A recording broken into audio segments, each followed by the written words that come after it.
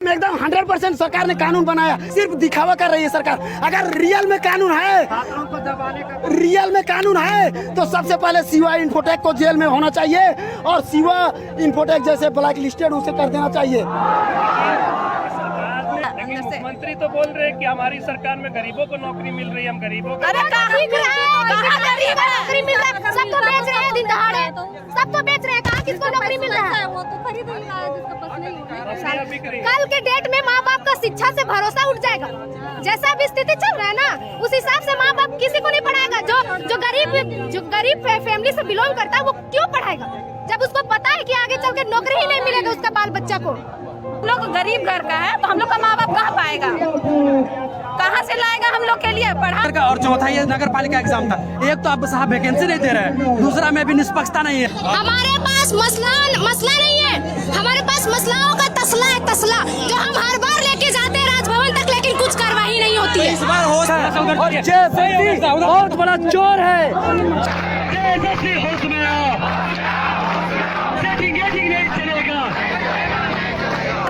सरकार आके बैठ गया है कि ये मतलब अपना प्रॉफिट के लिए मतलब पूरा स्टूडेंट का भविष्य ही खराब कर रहा है।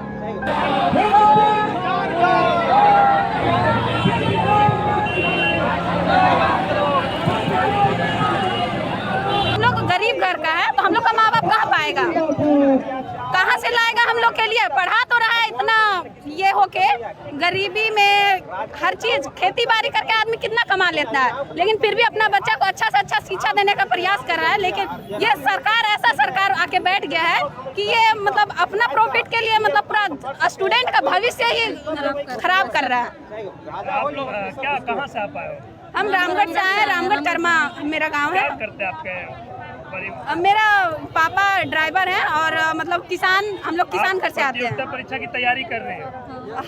हाँ कर ही रहे हैं बस। इस बात का डर है कि हम कहीं अगर एग्जाम होगा तो हमारा नहीं होगा, जो सेटिंग करने वाले उनका हो जाएगा। हाँ तो वो तो होगा ही ना, काहे कि उन लोग के पास पैसा है, हम लोग के पास तो नहीं है ना पैसा, क्योंकि हम लोग का जो फैमिली है, हम लोग नीचे ही से आते हैं ना, और जिस करोड़पति अरबपति सेटिंग करके अपना नौकरी कर लिया उसको कुछ बुझाएगा नहीं ना, जिसको दर्द होता है उसी को ना ऊह निकलता है अंदर से। मुख्यमंत्री तो बोल रहे हैं कि हमारी सरकार में गरीबों को नौकरी मिल रही है, हम गरीबों को नौकरी मिल रहा है, सब तो बेच रहे हैं, दिन दहाड़े सब तो बेच रहे हैं, कहाँ किसको नौकरी मिल रहा है? वो तो खरीद ही रहा है जिसका पास नहीं है। कल के डेट में माँ बाप का शिक्षा से भरोसा उठ जाएगा।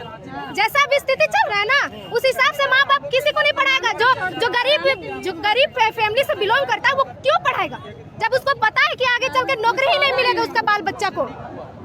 क्या नाम हुआ आपका? मेरा नाम सानिया परवीन, हम रामगढ़ से हैं जी।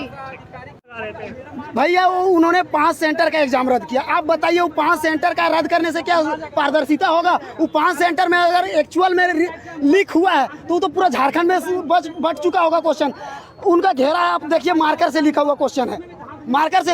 हम तो कहते हैं कि वो जो ओरिजिनल क्वेश्चन था वो कोई स्टूडेंट रख लिया होगा और मार्कर से लिख करके दूसरा फोटोकॉपी डाल दिया होगा, ये भी हो सकता है। लेकिन सरकार तो बोलती है अगर कोई धांधली करेगा उसको जेल भेजेंगे, हमने कानून बना दिया। जी भैया एकदम बिल्कुल सही कहा। कल भी हेमंत सोरेन ने डॉक्टर का जो नियुक्ति पत्र बांट रहे थे उसमें खुले तौर पर बोले कि जो पैसा दे करके नियुक्ति ले रहा है हमें बताइए, हम उसे FIR करेंगे और जेल भेजेंगे।